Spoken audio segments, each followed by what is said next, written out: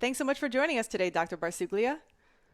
Thank you for having me, Lynn Marie. I'm really grateful and honored to be with you having this conversation. I appreciate that. I'm really grateful to have you on because, as I have not actually discussed on the show before, as a person who's been a patient and a doctor and a lawyer, the patient episodes are easy and the practitioner episodes are easy and the law ones, but the scientific research ones are always a little more out of my comfort zone. And you are the first guest to ever come on as the scientific researcher and provide your own questions. So, this has been a complete treat for me, and I'm just Awesome. absolutely grateful for you to be on to talk about 5-MeO DMT with us today. So, if we could start by you just telling people what 5-MeO DMT is.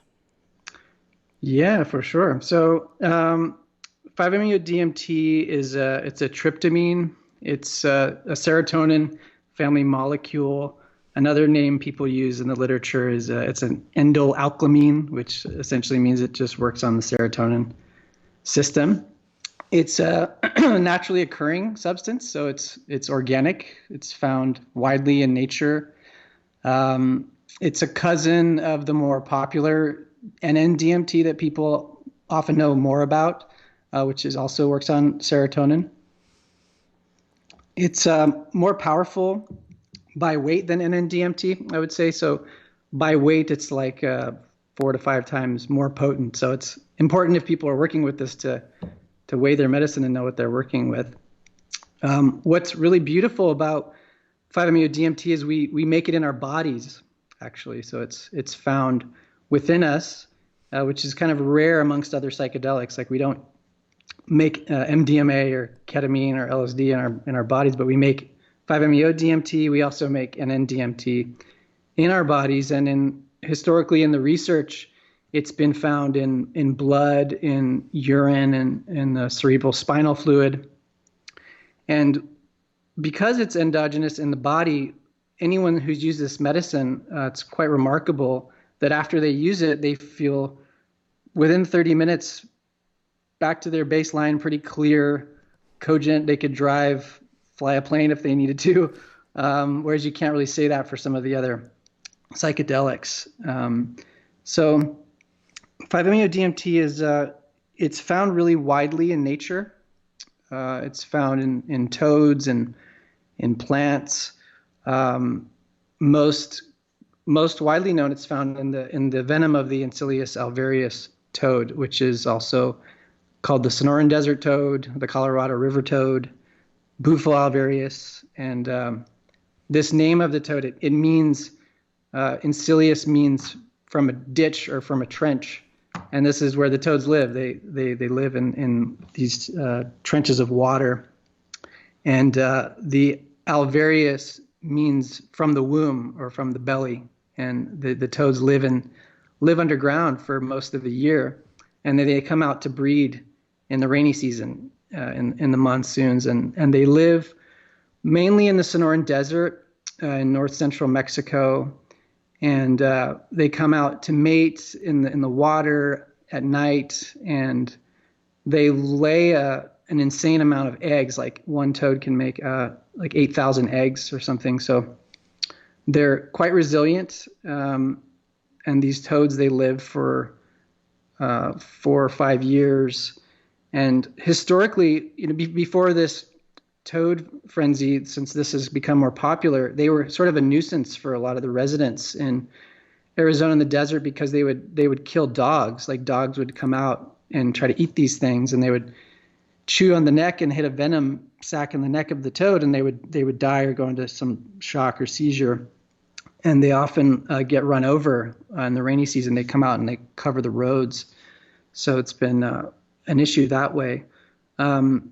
They are endangered in the sense that they used to be more widely present in California and New Mexico, but over time, mainly from pesticides and agricultural development, they went south, and some of their numbers died off. But in Arizona, they're not considered endangered, and they're found more widely in Mexico. And the venom is found in the neck glands and the glands on the legs of the toad. And it's the highest concentration that's found anywhere in nature.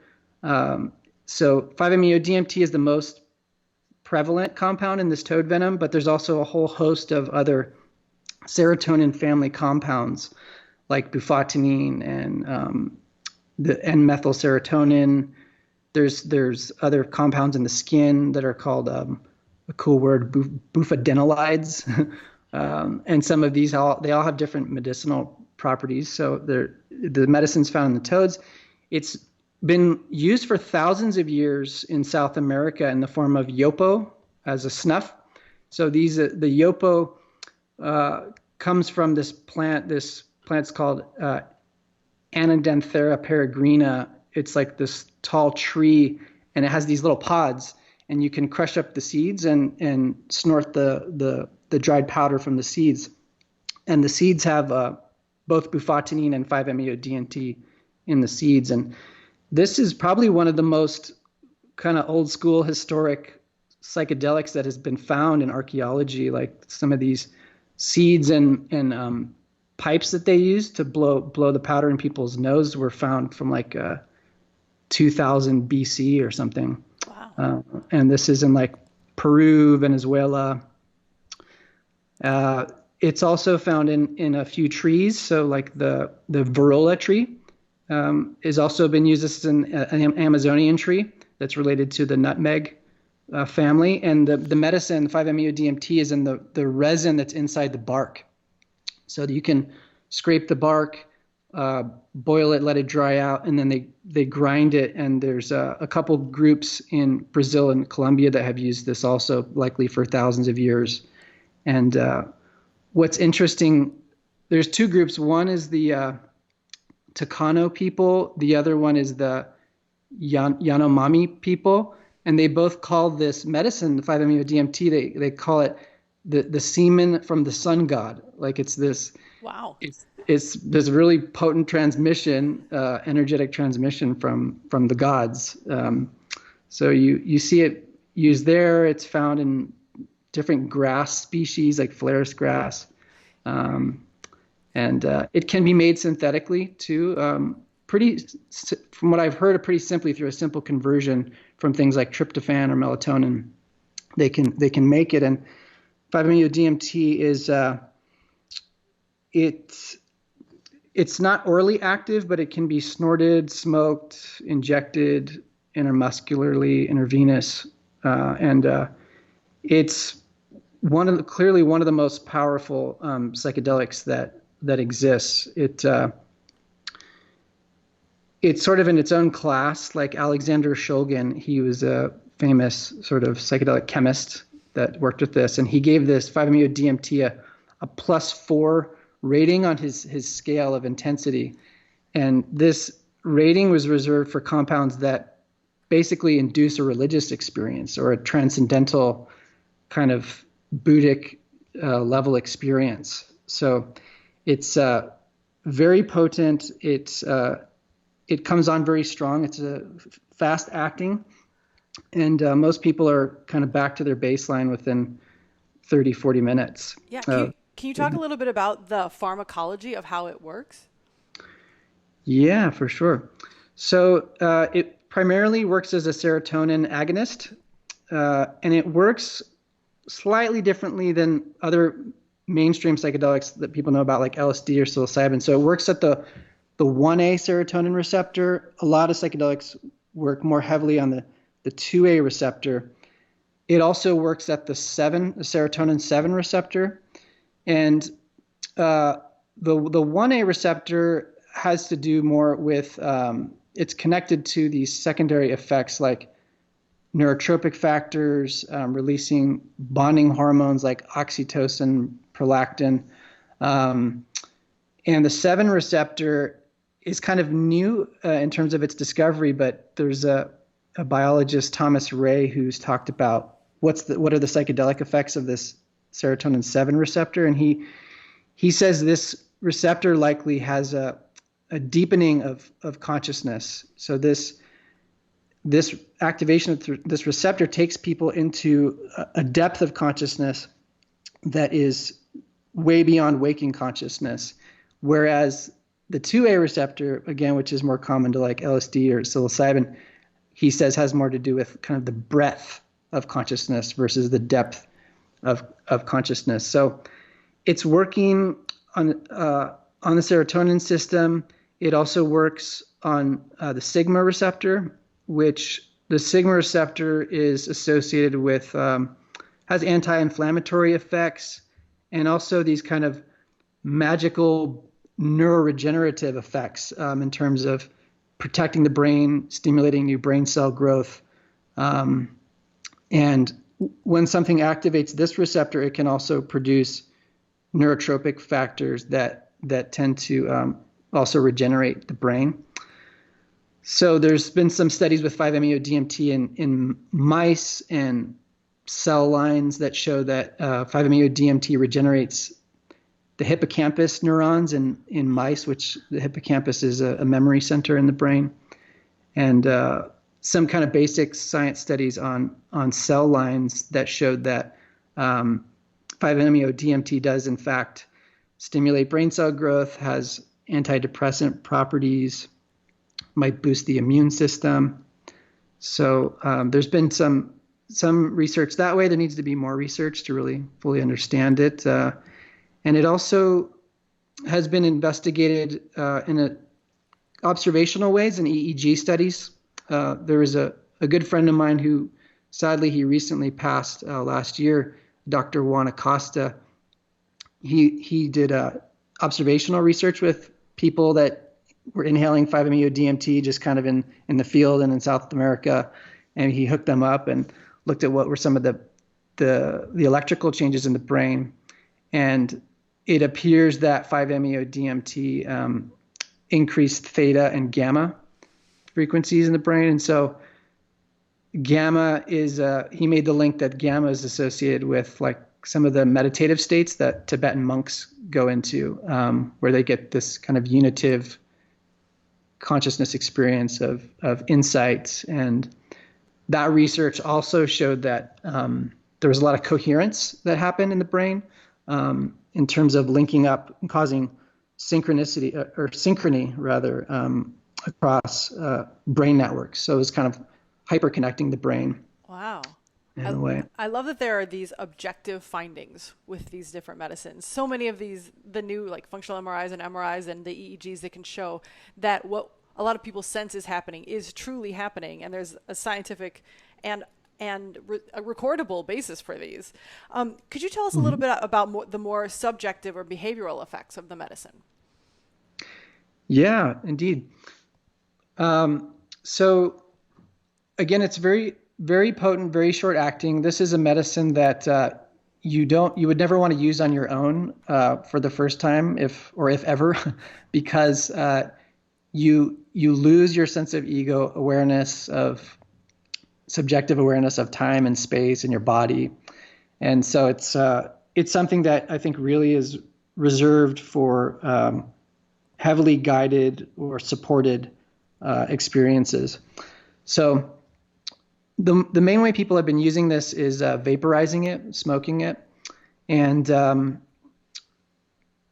when this happens, it's sort of unlike a lot of other psychedelics where in many psychedelics, you're getting formed visuals, you can kind of interact with what's happening. This medicine kind of takes you beyond your biography, beyond your memory, beyond form, into a very energetic experience, can be a very transcendental kind of spiritual experience. People have referred to this as like a rocket ship to God or into a void space. People talk about it like the God molecule, because for many people it often feels like they're being immersed in a physical, subjective sensation that feels very divine or very, very loving or very interconnected.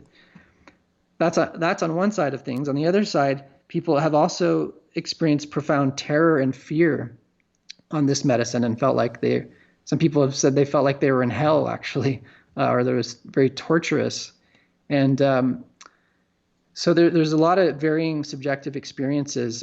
It can feel like you're sort of dissolving. Many people, like in our research, we found like a third of people did feel like they were dying. in the onset of this medicine, and it seems to really kind of dissolve the ego in a very rapid way, and also in a very intense way that you would only get at a very, very deep psilocybin or very, very deep LSD or ayahuasca kind of experience, where you're just you're gone and you're immersed in something beyond. It's not very visual either, like other psychedelics. It's people will see sometimes geometries or kind of kaleidoscopic fractals, but it's kind of rare for people to see really well-formed entities or something like that. Where with NN-DMT, that's a really classic thing people do say. They see entities or aliens or spirit beings, and it's not common for people to see that in 5-MeO-DMT. What's interesting about the experience, the subjective experience, a lot of it, as a researcher, I feel like it hasn't really been captured in the research so far. A lot of the research that's been done on this medicine are people filling out subjective self-report measures, like questionnaires that have been used in other psychedelics about the mystical experience or the challenging experiences. But what's really remarkable that happens with this medicine is what it does to people's bodies when they're on it. And what it does to people's bodies has not yet been really captured by the research. So what can happen with 5-MeO-DMT is it has a profound somatic body effect. So you see people oftentimes on this medicine. Some of this you can see, unfortunately, on YouTube and in kind of unsupported context, but people will be screaming, having these primal releases, which sounds like almost like they're being murdered or something. They're just screaming their heads off. And what can happen is someone can go through an experience like that. And if people are unfamiliar with the medicine, it can be like, oh my God, this person is dying, or they're being tortured. And they come out of it smiling and giggling like they had this euphoric experience, and they have no recollection or association with it being terrifying, which is quite bizarre. So these intense kind of screaming release reactions don't necessarily correlate with the emotional experience that they're having. That said, people also can have terrifying experiences where they are screaming, and it is objectively terrifying. So that happens when you observe these cases. I've had the honor of observing like thousands of people on this medicine from working at the clinic in Mexico, and I work with my partner internationally with retreats with this medicine, and people have all kinds of somatic release where they're rolling around, they're flailing. It can be like very much like ayahuasca, where people are purging a lot. Although the purging is a little different than ayahuasca, that people aren't usually purging like vomit or something. It's oftentimes it seems like energetic, or nothing's coming out, but they're just kind of like dry heaving. You see people go into trauma release. This medicine really is profound in releasing trauma from the body. So the ways that people release trauma from the body oftentimes can be through like tremoring or shaking,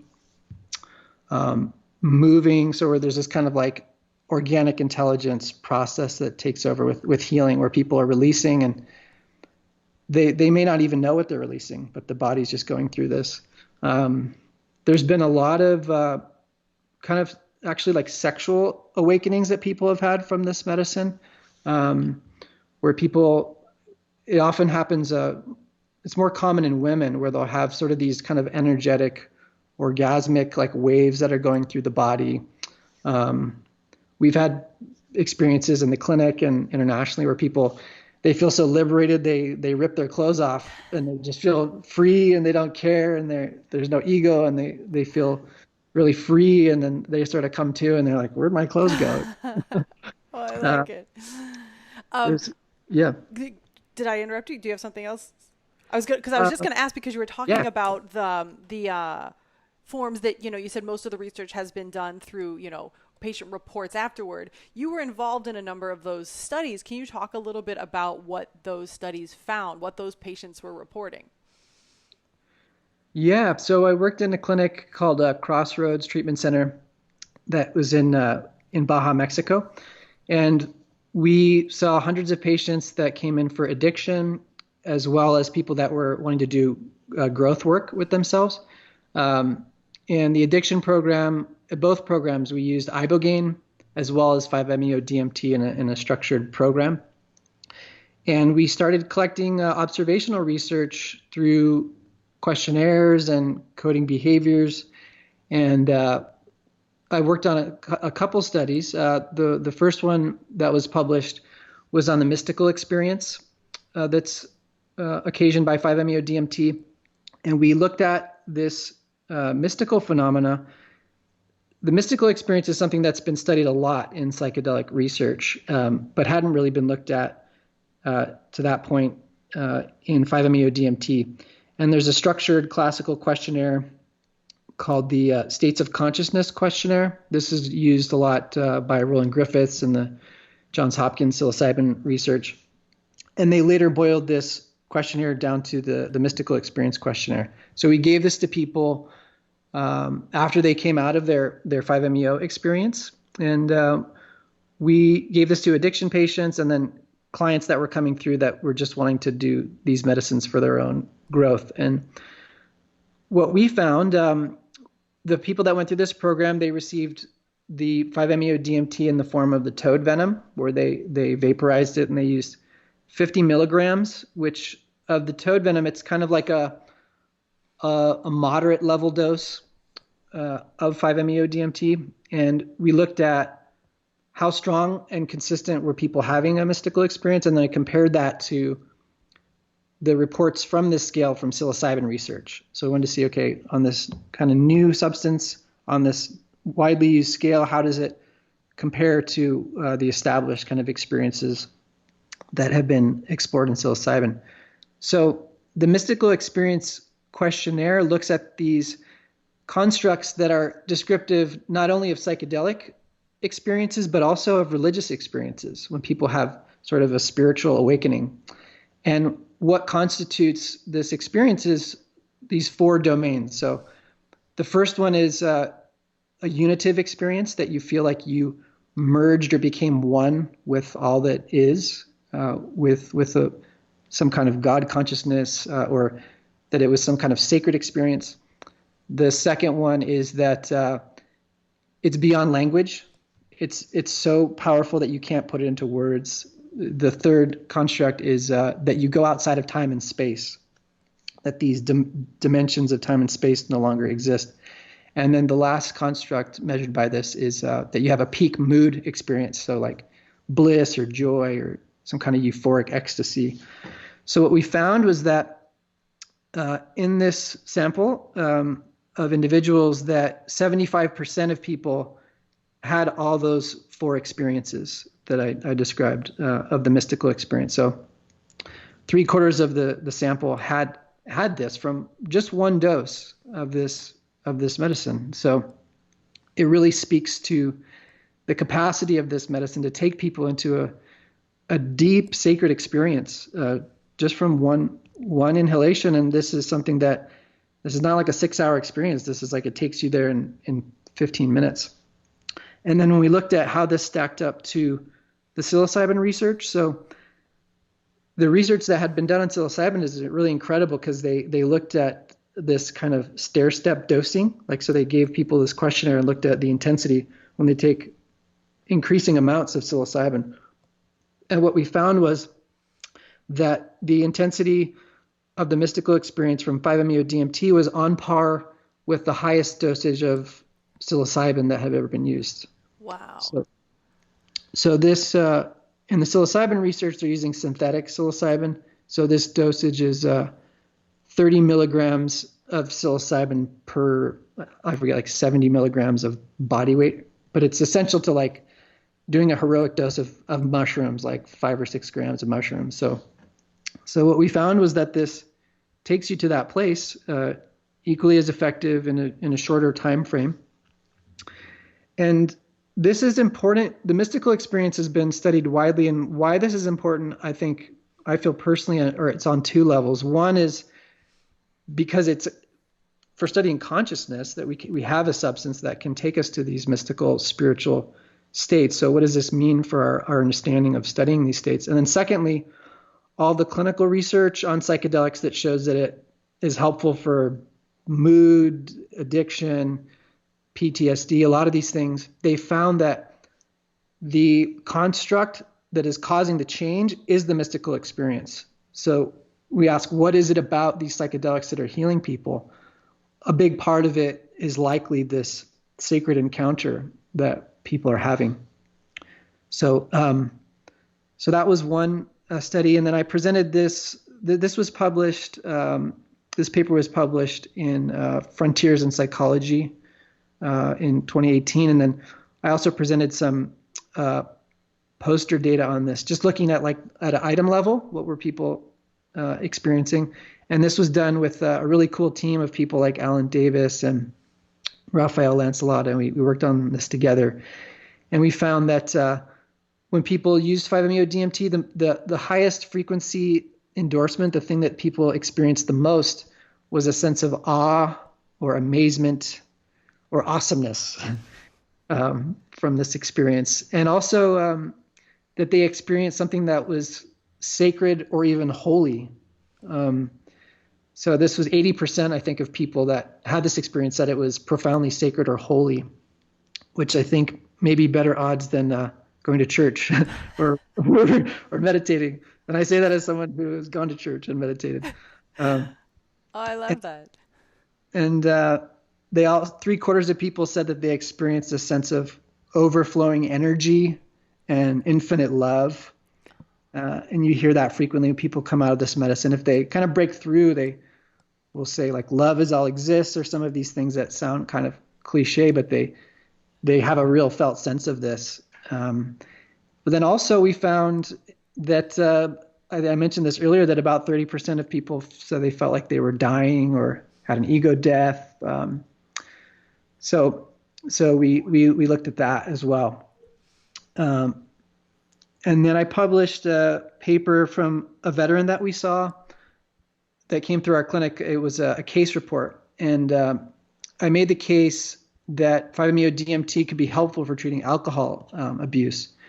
In this paper, I also made the case for why the combination of ibogaine and 5-MeO-DMT is clinically useful. And we published a brain scan on this veteran. And this veteran was someone he was an Air Force veteran that was essentially homeless from PTSD and abusing alcohol. And it's not a real clean study because he had two substances. He had ibogaine and 5-MeO-DMT. We did an imaging beforehand and afterwards. And his 5-MeO-DMT experience really helped him to quit drinking because he saw what he said he connected to infinite love, and he had just deep self-acceptance and cleared a lot of trauma from the experience in his body. So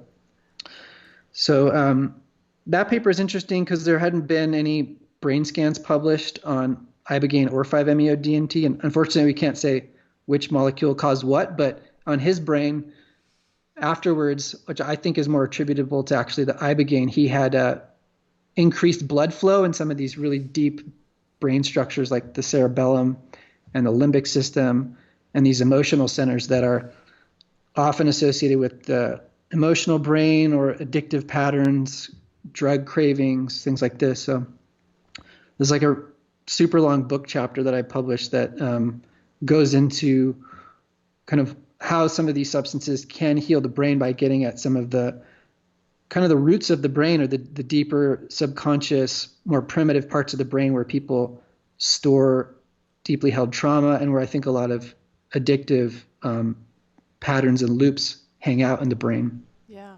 Wow. You had mentioned earlier, by the way, I love that you mentioned that this veteran found self-acceptance, because in the patient episode that came out a few weeks ago, we had Mikey, who was a former Navy SEAL, and that's what he found through 5-MeO. So there's this theme, and I think that's one that so many people struggle with. So thanks for bringing that up. You had mentioned earlier that there's other research going on in the field. You alluded to there's some neurogenesis research. Can you talk a little bit about what other things have been found in 5-MeO research studies? Yeah, a lot of it's been done in observational research. Some of my friends and colleagues, Alan Davis and Raphael Lancelotto, we've published a few papers. They've published additional papers. There's a doctoral student in the University of Maastricht, Malin Utag, that's published some papers. So a lot of it's looked at the epidemiology, so kind of these internet survey questionnaires that have been sent out to this widely to people who may be using this to report their endorsements. So one of the cool papers that came out I worked on with Alan Davis was we looked at 500 people that use this substance.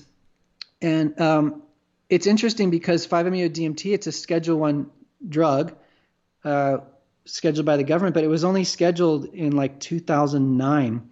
And when something's a Schedule 1 drug, it means that it has a high risk for abuse or potential for addiction, or it's not safe, there's no medical benefits. So we sort of structured the questionnaire to look at like, okay, is this true? Are people getting addicted to 5-MeO? Is it dangerous? Are people craving it? Is it causing functional impairment in their life like you might see with heroin or cocaine or something like that? And what we found in that study was that most people that are using it were using synthetic medicine, and they're coming to the medicine more for spiritual exploration. People are not using this medicine for recreational use. They're not using it to party, and anyone that's used it kind of knows that that's almost be impossible. And we found that people are having mystical experiences with this medicine. They're using it very infrequently, so this is not something that people are getting hooked on. Most people out of these 500 people that have used it hadn't used it more than 4 times in their entire life. They're not redosing usually, which you can't say for like cocaine or alcohol or heroin or some of these more addictive substances. And we also asked people about their kind of psychiatric history and if they had found benefit from this as a result. So we found people that had endorsed having PTSD, depression, anxiety, substance abuse. Large percentages of these people reported that 5-MeO-DMT was beneficial for them. It helped them. So there's been some subsequent papers that have come out since then. There was a paper that I was able to work on with Alan as well that looked at, there's actually a really large spiritual organization in the US that uses this medicine that has thousands of people, actually. And we were able to get an IRB approval to just send out a survey anonymously to this group. And this group has been in existence for about 7 or 8 years, and they function like a legally, like a church, essentially, with deacons and a creed and doctrine. And through this church, many people have used 5-MeO-DMT in a ceremonial setting. So it's a really cool subpopulation to look at. So there was a paper that we published in the American Journal of Drug and Alcohol Abuse that looked at these people in this organization and found that large percentage of people, like 80%, had reported that this medicine, if they had depression or anxiety, it helped their depression and anxiety symptoms. And what we also found was that the degree to which it helped their symptoms was associated with the intensity of the mystical experience that they had. And what's interesting about this group and this paper is that I shared earlier, at our Crossroads clinic, 75% of people had that full-blown mystical experience. In this group, it was even higher. It was like I think it was 85% or 80% of people in this group reported having a mystical experience. So there's been research that's gone on to say, okay, well, why is that? That it's the same medicine, but different contexts, and people are having these different types of experiences. So what's been found so far just through observational research is kind of like the more structure and optimization of the set and setting that people have, the more likely they are to have a mystical experience or a very sacred experience. less so likely if they're just using with friends or they're not setting intentions or using music or these different kind of environmental factors. So those were the studies that I worked on. There's been more studies that have come out. Raphael published a paper on the use of some of these strategies. They call them benefit enhancement. So it's like using strategies that enhance the benefit of the substance that you're using, which is sort of a analogous. People talk about harm reduction strategies. So how to minimize harm. This is a way to actually maximize benefit for a substance. And he looked at a subset of people from that earlier paper that was published and found that some benefit enhancement strategies like using ceremonial techniques beforehand, meditating beforehand, using with the guide, journaling afterwards, these had sort of a positive impact on enhancing the experience, the mystical aspects of the experience, and also minimizing negative or challenging effects from the medicine, which this medicine can be very intense. So a lot can come up for people. So some of these strategies, the research has shown some of these strategies to be helpful. I mentioned Malin Utag. She's at this Maastricht University in Netherlands. She published really beautifully, like several papers, I think, from her doctoral work that looked at a number of different things. So she looked at how 5-MeO-DMT enhances mindfulness capacities in people, and this is observational research done in the Czech Republic.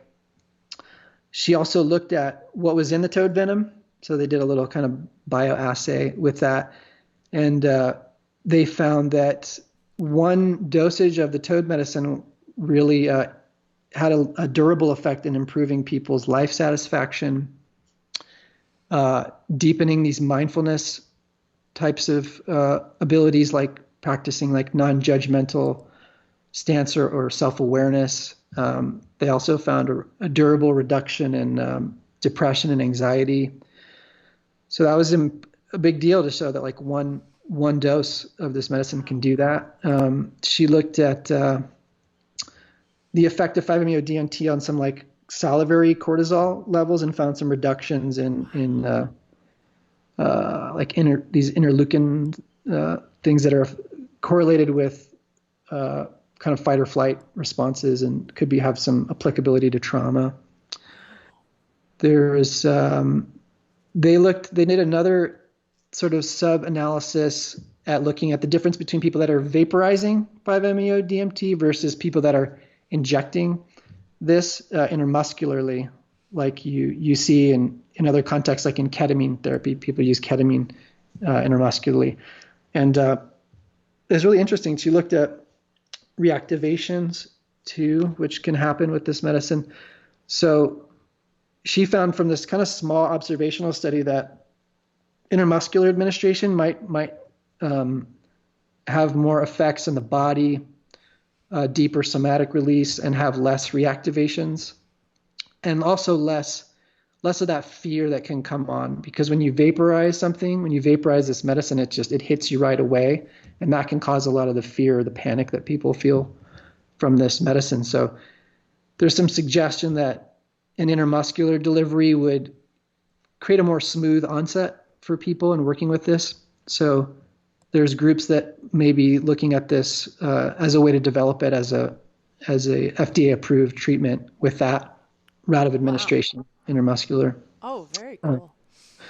Yeah. What's interesting though, my sense of that study though, it's hard to say because there's this phenomena of reactivations which happens after this medicine, it does happen in things like LSD, but it happens more frequently with 5-MeO-DMT, where people will do a session with this toad venom or with the synthetic, and then like a week or two later, they'll feel like as they're falling asleep, all of a sudden they're back in the experience, and can be very strong and intense. And this tends to correspond with the dose effect, like the number of doses people had or the dosage they were given. And in Malin's study, it looked like if people had intramuscular medicine, they had a lower incidence of this reactivation And it's not clear because the people that had the intramuscular shots had lower dosages, so we don't know. And none of this has been controlled research. So there's a lot of work to be done. It's really cool research, super interesting. Yeah, sounds fascinating. I was going to ask because you had brought up a bit ago that one of the studies that you had done asking patients about their experience, many of them had used a synthetic form. So if you could talk a little bit about synthetic versus using the toad, and if we could wrap in there a little bit about the toad sustainability, which is what's leading to a lot of the discussion in the community these days about which is preferable when wanting to experience 5-MeO DMT. Yeah, this is a really important topic. So with the synthetic versus the toad, the toads are this precious animal. They're a limited resource on the planet, and the interest in this medicine has skyrocketed, even in the past several years. And so there's a lot of inquiry and even debate about if we should be using toad or not, if there's a difference. I've worked with many people in research and observationally that have used either or both. And the subjective experience of the toad versus the synthetic, I would say that they're different. I mean, the toad medicine has many different compounds in it other than 5-MeO DMT. So there is some kind of difference of effect. People say the toad lasts longer. And this was actually shown by Juan Acosta in his EEG research. He actually gave people synthetic and toad and saw that the people who used toad medicine had a longer kind of return to their baseline. People that say that the toad medicine tends to have a little bit more texture or complexity to it in terms of its subjective experience. It tends to be harder or stronger on the body, probably because of the bufotenine that's in it. The synthetic tends to be, I would say, more visually hallucinogenic. Like there's more crystalline kind of fractal types of visions that can come through. The toad is harder to hold in the lungs because it's harsh. The smoke can be harsh for people.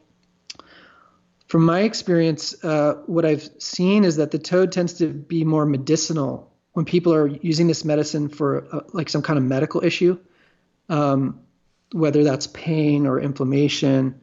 People have sought this for like autoimmune issues. We worked with a lot of veterans that had brain injury. And there seems to be that some of the medicinal effects are greater with the toad medicine. But for all intents and purposes, for occasioning that mystical experience that we talked about, the synthetic seems to be preferred, or if not more reliable, I would say, than the toad. Perhaps because it's stronger, it's more pure. And the research that's been published shows there's essentially no difference. Like when you're measuring that construct of the mystical experience, there's no difference with the synthetic. So it makes sense to use the synthetic. If this were ever to scale or to be developed for FDA or something, like it makes no sense to be like scouring the desert hunting toads or something.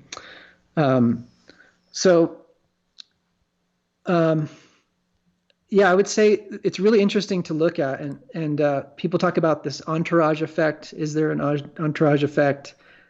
The consensus, even from people like Hamilton Morris, has been like it's negligible. It's not really, doesn't seem to be there. The amount of other compounds in the toad is so low that it's likely to not have much of an effect.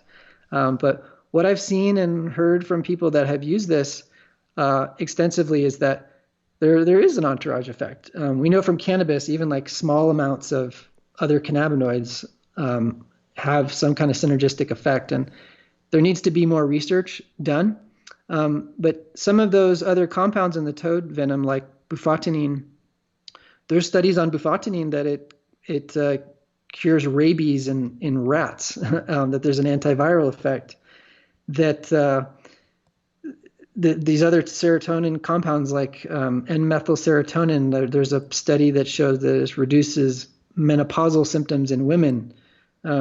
So these other compounds have medical effects that other than 5-MeO-DMT. So there is probably some medical entourage effect happening. We just don't know because no one's done a study looking at what's in the vaporized smoke after it's heated with the toad venom. So that needs to be looked at. It's a venom, and we know there's been venom therapies that have been used for thousands of years. Toad venoms are used in Chinese medicine. The bufotenine has been shown to have anti-cancer benefits in treating infections. There's quite a bit of research on bufotenine, and the toad venoms are actually approved in China as a cancer treatment. There's a couple cool papers that have been written on this. One is called The Development of Toad Toxins as Therapies, and one is called, I think it's The Angel of Human Health, Updates in Toad Medicine Research.